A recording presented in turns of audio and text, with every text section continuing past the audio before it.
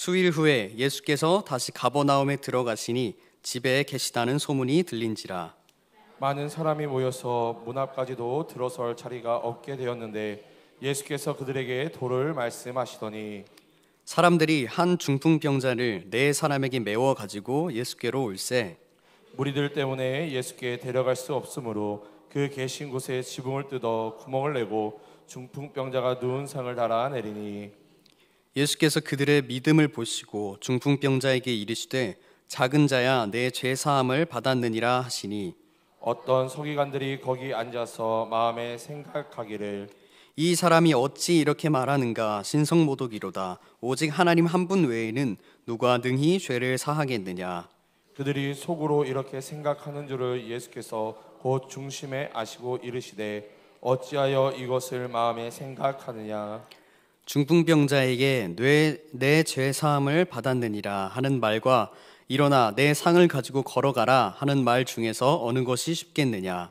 그러나 인자가 땅에서 죄를 사하는 권세가 있는 줄을 너희로 알게 하려 하노라 하시고 중풍병자에게 말씀하시되 내가 내게 이르노니 일어나 내 상을 가지고 집으로 가라 하시니 그가 일어나 곧 상을 가지고 모든 사람 앞에서 나가거늘 그들이 다 놀라 하나님께 영광을 돌리며 이르되 우리가 이런 일을 도무지 보지 못하였다 하더라. 아멘.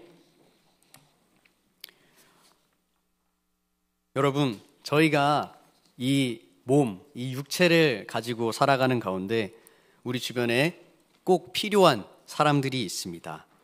그래서 우리 삶이 더 안전하고 더 건강한 몸으로 살아갈 수 있게 도와주는 직업들이 존재합니다. 우리 성도분들은 이렇게 제가 말씀드렸을 때 어떤 직업들이 떠오르십니까? 저는 우리의 안전을 지켜주는 경찰, 또 우리가 잘 배우도록 가르쳐주시는 선생님들, 또 불이 났을 때 건물에 화재를 꺼주는 소방관, 이렇게 여러 직업들이 떠오르셨을 겁니다. 저는 우리의 건강을 지켜주시는 의사 선생님들이 꼭 필요한 직업, 사람이라고 생각합니다. 왜냐하면 저의 인생을 돌아보았을 때 의사 선생님이 없었다면 저는 지금 아마 이 자리에 서 있지 못했을 수도 있었기 때문입니다. 저는 보시다시피 몸이 건강합니다. 자주 아프지도 않습니다. 근데 제가 올해로 28살인데 죽을 위기를 몇 번 이제 겪었습니다. 그래서 멀리서 본다면 잘 안 보이는데 제 머리에는 이제 가려진 곳, 보이는 곳 곳곳에 흉터가 많이 있습니다. 저는 어릴 때부터 자전거 타는 거를 좋아해서 어머니 말씀으로는 유치원 때부터 2발 자전거를 탔다고 해요. 그래서 자전거를 타고 다니면서 그 어린 나이 때 차가 오고 이런 거 신경 안 쓰고 다니다가 사고를 많이 났었던 것 같습니다. 그러다 보니까 이제 머리에 흉터들이 있고 꼬맨 흉터들도 많이 있고 이제 머리 흉터 때문에 머리가 나지 않는 부분들도 또 있습니다. 이렇게 보면 저는 진담 반, 농담 반으로 제가 지금까지 살아있을 수 있는 것은 하나님의 은혜라라고 얘기하고도 합니다. 그렇게 큰 사고를 겪을 때마다 저를 위해서 열심히 수술을 해주신 의사 선생님들이 없었다면 아마 저는 여기 없었을 수도 있을 겁니다. 이렇게 의사 선생님들을 생각하다 보니 또 빠질 수 없는 분들이 계시죠. 구급대원들 분이 계십니다. 구급대원은 위급 상황에 빠르게 출동하여서 환자를 데리고 병원으로 데려다주는 역할을 합니다. 그렇기에 구급대원들은 늘 출동할 준비를 하고 있고 주변에서 일어나는 일에 신경을 곤두세우고 있습니다.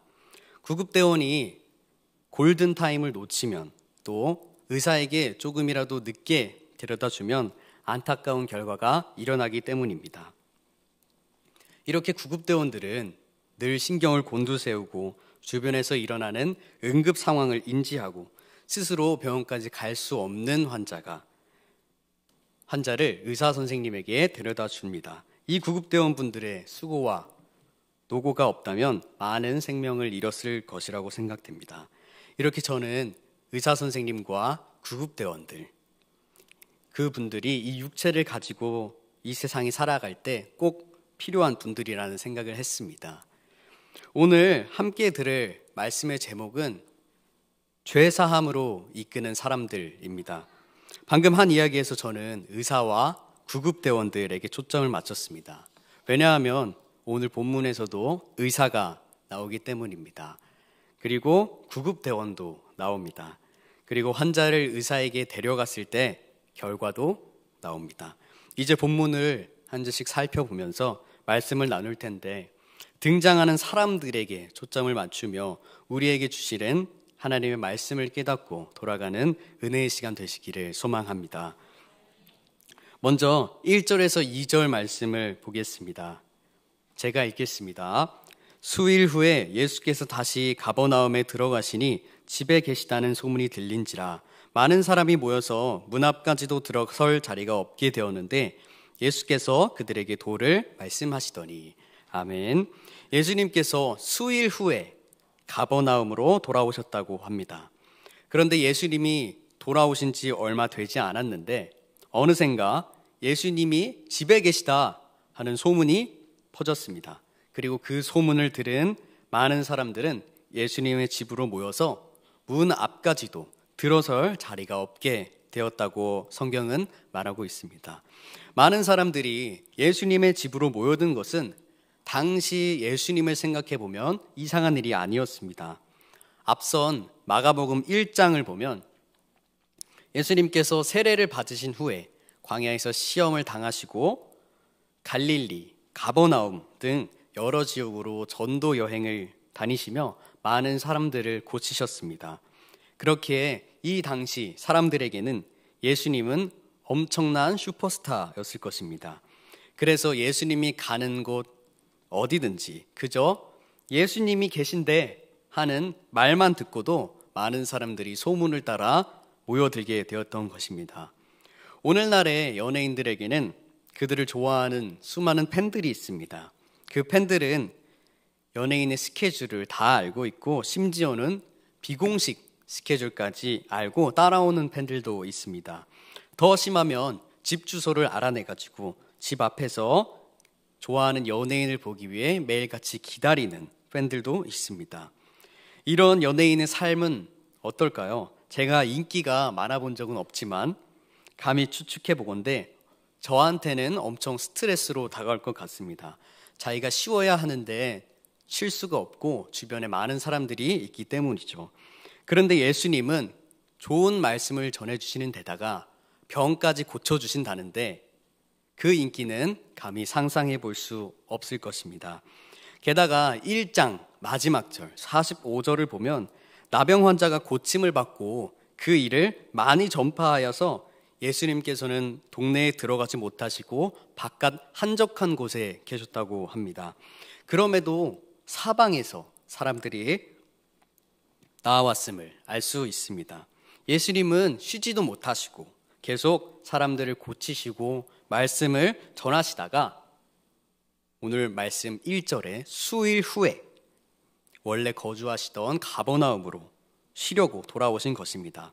하지만 예수님을 따라오는 사람들은 여전히 많았고 소문까지 나버려서 예수님이 계신 집 안은 이미 사람들이 꽉 차서 문 앞까지도 들어갈 자리가 없을 정도로 사람들이 많이 모였다고 하고 있습니다. 그런데 예수님의 모습은 어떻습니까? 예수님께서는 이 모인 사람들에게 말씀을 전하고 계십니다. 왜일까요? 예수님도 인간으로 오셨기 때문에 육체에 피곤함이 있으셨고 그렇게 좀 쉬고 싶었을 텐데 그곳에 모인 무리들, 그 무리들도 예수님의 말씀을 들으러 또 고침을 받으러 주님 앞에 나온 사람들이었기 때문이었습니다. 예수님께서는 자신의 육체의 피곤함에도 불구하고 모인 사람들의 갈급함, 그들의 아픔을 보시고는 긍휼히 여겨주신 것입니다. 이어서 3절을 보겠습니다. 제가 읽겠습니다. 사람들이 한 중풍병자를 4사람에게 메워가지고 예수께로 올세. 아멘. 예수님의 집에 모인 많은 사람들 말고 또 다른 사람들이 등장합니다. 오늘 본문의 구급대원들입니다. 이 사람들은 이미 많은 사람들이 모인 예수님의 계신 집으로 중풍병자를 데리고 메워서 갑니다. 오늘 본문을 읽어서 아실 테지만 이 사람들의 마음은 무엇이었을까요? 내 이웃에 있는 중풍병자가 온전히 낫기를 바라는 마음이었지 않았을까요? 이 사람들은 중풍병자가 예수님께로 가면 중풍병이 나을 수 있다고 믿어서 예수님께 데리고 오는 사람들입니다. 그 믿음을 가진 사람들끼리 뭉쳐서 중풍병자를 예수님께 데리고 오고 있는 것입니다. 이어서 4절을 보겠습니다. 4절은 함께 읽도록 하겠습니다. 4절입니다. 시작. 무리들 때문에 예수께 데려갈 수 없으므로 그 계신 곳에 지붕을 뜯어 구멍을 내고 중풍병자가 누운 상을 달아 내리니. 아멘. 4절 처음 부분에 무리들 때문에 예수께 데려갈 수 없으므로 라고 기록하고 있습니다. 중풍병자를 데리고 오는 사람들, 이 사람들이 예수님께로 나아가지 못하는 장애물이 등장합니다. 그 장애물은 다름 아닌 예수님의 말씀을 듣기 위해 모인 사람들, 무리들이었습니다. 한 가지 흥미로운 사실은 복음서에 등장하는 질병에 걸린 사람들이 예수님께 나아가지 못하게 막는 것은 대부분 예수님을 따라다니고 있는 무리들이라는 사실입니다. 12년간 혈류증에 걸린 여인이 예수님께 나아가지 못하도록 막은 것도 무리들이었고, 또 맹인 바디메오가 예수님을 부르지 못하도록 조용히 하게 한 것도 무리들이었습니다. 바로 무리들이 예수님께 나아가지 못하도록 막는 장애물인 것입니다. 그런데 아이러니하게도 제가 앞에서 말씀드린 것과 같이 이 무리들 또한 예수님의 말씀을 들으러 모인 사람들이라는 것입니다. 중풍병자를 맨 사람들이 예수님이 계신 집에 도착하니까 이미 사람들이 너무 많아 중풍병자를 예수님께로 데려갈 수 없는 상황이었습니다. 그래서 결국 이 네 사람은 병자를 메고 예수님이 계신 곳, 지붕으로 올라갔습니다. 당시 이스라엘의 지붕은 평평한 모양이었습니다. 게다가 집 구조가 외부에 지붕으로 올라갈 수 있는 계단이 있어서 계단을 통해 지붕 위로 올라갈 수 있었습니다. 계단이 있었다고는 하지만 4명이 병자를 데리고 올라가기에는 쉽지 않았을 것입니다. 그래도 올라갔습니다. 그리고 이 네 사람은 예수님이 계신 곳의 지붕을 뜯기 시작합니다. 이때 집 안에서 예수님의 말씀을 듣고 있던 사람들, 그 사람들의 반응을 한번 생각해 볼 수 있습니다. 사람들이 예수님의 말씀을 집중해서 듣고 있는데 머리 위로 갑자기 흙들이 떨어지는 겁니다. 흙먼지가 쏟아져 내려오는 것입니다. 지금 이 뜯고 있는 집은 이 중풍병자를 데리고 온 사람들의 집이 아니죠. 게다가 예수님께서 말씀을 전하고 계신 수많은 사람들이 듣고 있는데 그곳에 흙먼지가 지붕에서 막 떨어지는 겁니다. 당연하게도 여기저기서 불평과 불만의 목소리가 들려왔을 것입니다. 이를 생각해 본다면 침상에 누운 중풍병자를 고치기 위해서 이 네 사람이 보여준 용기는 실로 대단합니다. 병을 고치기 위해서 사람들의 불평과 불만, 그리고 자신들의 재산에 손해를 무릅쓰고 남의 집 지붕을 뜯을 정도였으니 말입니다. 이렇게 지붕을 뜯은 네 사람은 구멍이 난 지붕 틈으로 중풍병자가 누워있는 침상을 줄로 달아 예수님 앞으로 내려보냈습니다. 이 네 사람의 헌신과 희생은 우리에게 와, 정말 대단하네 라고 느꼈습니다. 그런데 그게 전부일 때가 많이 있습니다. 저는 이 장면을 제3자의 입장이 아니라 다른 관점에서 보고 싶습니다. 내가 만약 중풍병자였다면 어땠을까요? 중풍병은 뇌혈관 장애로 인해 갑자기 정신을 잃고 넘어져서 구안괴사, 반신불수, 언어장애 따위의 후유증을 남기는 병이라고 합니다. 즉 중풍병자는 걷지도 못하고 말하지도 못하는 것입니다. 오로지 나를 들어서 옮겨주는 내 사람에게 의지할 수밖에 없는 상황인 것입니다. 그런데 상황마저 사람들이 인산인해를 이루고 있으니 도저히 예수님께 나갈 방법이 없습니다. 비록 4명이라고 한들 한 사람의 무게를 옮기는 게 결코 쉬운 일이 아닙니다. 그럼에도 불구하고 이 네 사람은 포기하지 않고 끝까지 나의 병이 낫도록 도와주기 위해서 지붕까지 뜯었습니다. 그리고 줄을 달아 예수님께 내려주었습니다. 나 한 사람을 위해서 네 사람이나 이렇게 큰 희생과 수고를 감당해주고 있다는 이 사실 하나만으로 너무 큰 감동으로 와닿을 것 같습니다. 제가 나병 환자였다면 이 네 사람에게 너무 고마웠을 것입니다. 정말 만약에 병이 고쳐지지 않는다고 할지라도 저는 이 네 명에게 감사할 것 같습니다. 이 희생과 수고가 어떻게 가능했을까요? 5절입니다. 제가 읽겠습니다. 예수께서 그들의 믿음을 보시고 중풍병자에게 이르시되 작은 자야 내 죄사함을 받았느니라 하시니 아멘. 이 네 사람에게는 믿음이 있었기 때문입니다. 그 믿음은 중풍병자를 예수님께 데리고 가면 반드시 고쳐주실 것이란 믿음이었습니다. 그리고 예수님께서는 그들의 믿음을 보시고 말씀하십니다. 작은 자야 내 죄사함을 받았느니라. 여기서 사함을 받았다라는 뜻은 떠나다, 가게 하다, 빚을 탕감해 주다 라는 의미로 많이 사용되는 단어이지만 이 본문에서는 인간의 용서를 뛰어넘는 것으로서 죄 자체를 없애는 표현으로 사용되고 있습니다. 즉 예수님께서 중풍병자의 죄 자체를 사하여 주신 것입니다. 이때 당시에는 병이나 장애의 원인을 죄 때문이라고 생각했습니다.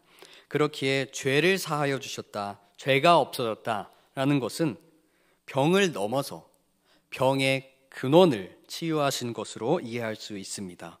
중요한 것은 본문을 1절부터 5절 그리고 아직 보지 않은 12절까지 보아도 중풍병자의 말이나 생각, 의견은 어디에도 나와 있지 않습니다. 중풍병자는 단 한마디도 없습니다. 그리고 중풍병자를 메고 예수님께 나온 사람들 또한 지붕을 뜯으면서까지 예수님께 다가갔음에도 불구하고 예수님, 이 친구를 좀 고쳐주십시오 라는 말 한마디조차 하지 않았습니다. 그러나 예수님께서는 그들의 믿음을 보시고 죄 사함을 받았다고 말씀하십니다. 예수님께서는 사람들의 말을 들으신 것이 아니라 믿음을 보셨습니다. 우리의 겉모습이 아니라 중심을 보시는 예수님입니다. 우리의 겉모습이 어떻든 상관하지 않으시는 분이 예수님입니다. 우리 마음의 중심, 그 중심에 있는 믿음을 보시는 분이십니다. 중풍병자와 네 사람들, 이 5명 또한 믿음이 없으면 구원받지 못하기 때문에 성경에는 기록되어 있지 않지만 중풍병자는 예수님께 나아가면 나을 수 있다는 확신한 믿음을 가지고 있었을 것입니다. 그리고 그와 함께한 네 사람들도 같은 믿음으로 예수님께 중풍병자를 이끌어 갔던 것입니다. 그리고 그들의 믿음을 보신 예수님께서는 병을 고쳐주시는 것이 아니라 병의 근원인 죄를 고쳐주신 것입니다. 예수님께서는 이 5절 말씀을 통해서 믿음을 가지고 나아오는 자에게는 죄를 사하시는 권세가 있음을 모여있는 사람들에게 말씀하고 계신 것입니다. 그런데 예수님의 이 발언은 그곳에 있던 예수님을 흠잡기 위해 모인 서기관들 마음에 딱 걸립니다. 7절 말씀이 바로 그것입니다. 7절을 제가 읽겠습니다. 7절입니다. 이 사람이 어찌 이렇게 말하는가? 신성모독이로다. 오직 하나님 한 분 외에는 누가 능히 죄를 사하겠느냐? 아멘. 아니, 이 사람이 무슨 권위로 이런 말을 해? 신성모독 아니야? 서기관들이 이런 생각을 하는 것은 당연한 것이었습니다. 왜냐하면 당시에는 모든 사람들이 오직 하나님께 제사를 통해서만 죄를 사할 수 있다고 알고 있었기 때문입니다. 그렇게 당연하게도 이 예수라는 사람이 죄를 사한다고 하니까 신성모독이다라는 생각이 든 것입니다. 바로 이어서 예수님께서는 이 서기관들의 마음을 아시고 그 마음에 반문하십니다. 8절과 9절입니다. 8절과 9절 우리 함께 읽도록 하겠습니다. 시작. 그들이 속으로 이렇게 생각하는 줄을 예수께서 곧 중심에 아시고 이르시되 어찌하여 이것을 마음에 생각하느냐. 중풍병자에게 내 죄 사함을 받았느니라 하는 말과 일어나 내 상을 가지고 걸어가라 하는 말 중에서 어느 것이 쉽겠느냐. 아멘. 예수님께서는 서기관들의 이런 마음으로 생각한 것들도 다 아시고 오히려 서기관들에게 중풍병자가 죄사함을 받는 게 쉬운지 아니면 일어나서 상을 가져가는 게 쉬운지 반대로 물어보십니다. 우리 성도분들은 어떻게 생각하십니까? 예수님께서 두 가지 일을 말씀하셨습니다. 하나는 당신이 죄사함을 받았습니다 라고 말을 하는 것이고, 다른 하나는 병자에게, 걷지 못하는 병자에게 당신 지금 일어나서 지금 누워있는 그 상을 들고 걸어 나가라 라고 하는 말. 이 두 가지 일 중 어떤 것이 예수님에게는 더 쉬운 것처럼 느껴지십니까? 그곳에 있던 서기관들은 당연히 예수님에 대한 소문을 들었을 것이고 예수님께서 병을 고쳐주시는 모습도 보았을 것입니다.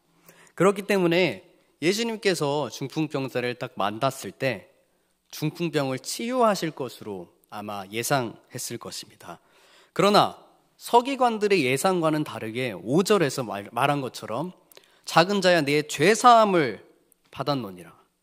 너의 중풍병이 나았노라가 아니라 너의 죄를 사하여 주겠다라고 말씀하시니 서기관들이 보기에 이 모습은 신성모독으로 보였던 것입니다. 그리고 9절에 말씀하신 무엇이 더 쉽겠냐는 질문도 이 서기관들이 듣기에는 이 상황을 모면하기 위한 예수님의 변명처럼 들렸을 것입니다. 왜냐하면 죄 사함을 받는 것은 우리 눈에 보이지 않습니다. 그렇지만 반대로 병자가 일어나서 걸어 나가는 것은 우리 눈에 보입니다. 그렇기 때문에 우리 눈에 보이는 병자가 일어나서 상을 가지고 가는 게 더 어려울 것이라고 생각했을 것입니다. 왜냐하면 말은 누구나 할 수 있기 때문입니다. 너가 죄 사함을 받았느니라. 그래서 이 말이 사실로 이루어졌다고 해도, 아무리 이루어졌다고 해도 우리가 눈으로 확인할 방법이 없기 때문에 서기관들은 생각하기를 아마 병을 고쳐 병자가 일어나 상을 들고 가는 것이 더 어려울 것이라고 생각했을 것입니다. 이런 서기관들의 생각까지 다 아시는 예수님께서는 10절에 말씀하십니다. 10절을 함께 읽도록 하겠습니다. 10절입니다. 시작. 그러나 인자가 땅에서 죄를 사하는 권세가 있는 줄을 너희로 알게 하려 하노라 하시고 중풍병자에게 말씀하시되. 아멘. 예수님께서 지금 10절을 통해 이렇게 말씀하고 계신 것입니다. 서기관들아, 너희는 병이 낫는 게 눈으로 볼 수 있어서 더 어렵다고 생각하겠지만, 그러나 나에게는 이 땅에서 죄를 사하는 권세가 있음을 너희에게 알게 하려 하노라 하고 말씀하고 계신 것입니다. 여기서 이 권세라는 단어는 위임받은 능력 또는 힘을 의미합니다. 즉 인자는 성부 하나님으로부터 죄를 사하는 힘을 위임받은 것임을 알게 합니다. 또 알게 하려 한다에서 쓰이는 알다라는 단어의 뜻은 추호도 의심하지 않고 믿는 것, 추호도 의심하지 않고 아는 것을 의미하고 있습니다. 예수님은 여기서 서기관들과 그곳에 모인 사람들에게 내가 하나님만이 할 수 있는 죄 사하는 권세가 있는 메시아다라고 추호도 의심하지 않도록 선포하고 계신 것입니다. 그리고 나서 바로 중풍병자에게 말씀하시죠. 11절에 일어나 내 상을 가지고 집으로 가라 말씀하십니다. 이전에 5절에서 죄 사함을 받았다고 하셨던 말씀과는 다르게 11절에서는 병 고침을 명령하는 모습으로 말씀하고 계십니다. 5절과 다르게 말씀하신 이유는 서기관들이 더 어렵다고 생각했었던 눈으로 즉시 확인 가능한 병 고침을 이적을 통하여서 예수님이 하나님의 권세를 가진 메시아이심을 사람들에게 추호도 의심하지 않게 알게 하기 위함이었습니다. 이에 말씀을 들은 중풍병자의 반응입니다. 12절은 우리 다 함께 읽도록 하겠습니다. 12절입니다. 시작. 그가 일어나 곧 상을 가지고 모든 사람 앞에서 나가거늘 그들이 다 놀라 하나님께 영광을 돌리며 이르되 우리가 이런 일을 도무지 보지 못하였다 하더라. 아멘. 예수님의 말씀을 들은 중풍병자가 일어나 상을 가지고 집으로 갑니다. 이를 목격한 사람들의 반응은 어떠합니까? 그곳에 모인 사람들 다 놀라 하나님께 영광을 돌렸다고 기록하고 있습니다. 이런 일을 본 적이 없다고 그곳에 모인 사람들, 예수님을 흠잡으려 모인 서기관들까지 모두가 하나님께 영광을 돌리고 있음을 알 수 있습니다. 예수님의 권능과 권세를 아주 명백하게 보여주신 것입니다. 예수님께서 앞서 중풍병자의 죄를 사하신 것은 중풍병자를 낫게 하실 것이라는 사람들의 믿음을 보신 것이었지만 그로 인한 서기관들과의 논쟁에서 중풍병자를 일으키신 것은 예수님께서 내가 바로 하나님의 권세를 위임받은 메시아다라고 너무나도 분명하게 선포하시는 것입니다. 위임받은 그 권세가 무엇입니까? 사람이 병들고 죽게 되는 그 근본적인 원인인 죄를 사하여 주시는 권세입니다. 이제 말씀을 정리하겠습니다. 이렇게 1절부터 12절의 말씀을 보며 우리는 예수님이 죄를 사하시는 권세를 가지신 분임을 확실하게 알았습니다. 예수님은 구약시대와 같이 성전에 나아가서 제물을 드림으로써 하나하나의 죄를 용서하시는 분이 아닙니다. 예수님은 형식으로서의 병을 고쳐주시는 분도 아닙니다. 예수님은 확실한 믿음을 가지고 나오는 자에게 그의 육체의 문제를 넘어 그가 가진 모든 문제의 근원인 죄를 사하여 주시는 분입니다. 예수님께서는 죄를 사할 수 있는 권세를 가지신 분입니다. 믿으십니까? 이러한 예수님이 누구십니까? 본문에 나온 중풍병자의 죄를 사하신 분이 누구의 예수님입니까? 오늘날 나에게도 역사하셨던 우리 성도분들에게도 역사하셨던 바로 나의 예수님입니다. 죄로 인하여 죽을 수밖에 없었던 우리의 근본적인 죄를 해결해 주신 바로 그 예수님입니다. 사망의 자리에서 생명의 자리로 옮겨주신 바로 그분이십니다. 정말 우리가 경험한 예수님이 오늘 본문의 중풍병자의 죄를 사하신 예수님과 같은 분이라면 우리는 어떻게 해야 할까요?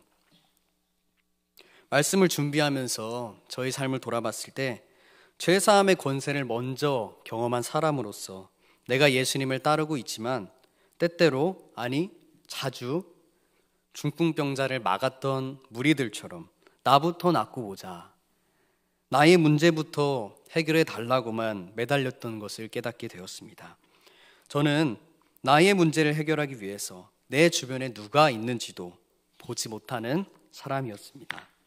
사랑하는 성도 여러분, 우리 주변에 예수님께 나아오고 싶어도 그러지 못하는 이웃들이 많이 있습니다. 돌아보면 곳곳에 많이 있습니다. 직장의 문제로, 가정의 문제로, 관계의 문제로, 우리가 감히 예상할 수도 없는 문제들로 믿음이 있음에도 불구하고 예수님께로 나오지 못하는 사람들이 많이 있습니다. 그런 상황에서 저희는 나 스스로의 신앙만 생각하고 있지는 않았는지 함께 돌아보았으면 좋겠습니다. 여러분, 예수님께 나오면 모든 질병이 해결되던가요? 아닙니다. 모든 질병이 해결되지 않습니다. 모든 문제가 해결되지 않습니다. 오히려 더 상황이 좋지 않아질 때도 있습니다. 그런데 예수님은요, 내 몸의 문제, 내 삶의 문제보다 더 확실한 문제를 해결해 주시는 분입니다. 바로 우리 죄의 질병을 해결해 주시는 분이십니다. 확실한 질병, 모든 사람은 죄인이라고 말씀하고 있는 성경의 그 질병인 죄를 해결해 주시는 분이십니다. 사랑하는 동광의 성도 여러분, 여기 모인 저희는 눈에 보이는 병을 고쳐주시는 것보다 더 어려운 죄를 사하시는 예수님을 경험한 사람들인 줄 믿습니다. 그렇기 때문에 이 자리에 나와 있는 것이죠. 그런 예수님이 나의 예수님이라면 육체의 문제로, 삶의 문제로 주님께 나아오지 못하는 자들을 데리고 함께 그분 앞으로 나아가야 하지 않을까요? 우리가 신앙생활 할 때 나의 문제 때문에 예수님께 오는 길을 막는 무리들이 되는 것이 아니라 삶의 문제가 있는 자들을 죄사함의 권세가 있는 예수님께로 이끄는 사람들이 되기를 간절히 소망합니다. 우리 성도분들 주변에 예수님께로 이끌어오고 싶은 사람이 있을 것입니다. 저도 있습니다. 우리가 경험한 죄사함의 권세가 있는, 우리가 해결할 수 없는 죄의 문제를 해결할 수 있는 그분께 내 마음속에 있는 그 사람을 믿음으로 이끌어오는 저희가 되어야 합니다. 그들의 구원을 간절히 바라서 그 이웃을 데리고 오는, 그 이웃을 위해서 지붕을 뜯는 내 사람들과 같이 되기를 소망합니다. 그리고 그런 저희의 믿음을 보시고 그 이웃에게 죄를 사하시는 권세로 역사하시는 예수님을 경험하는 우리 동광의 성도분들 되기를 간절히 소망합니다.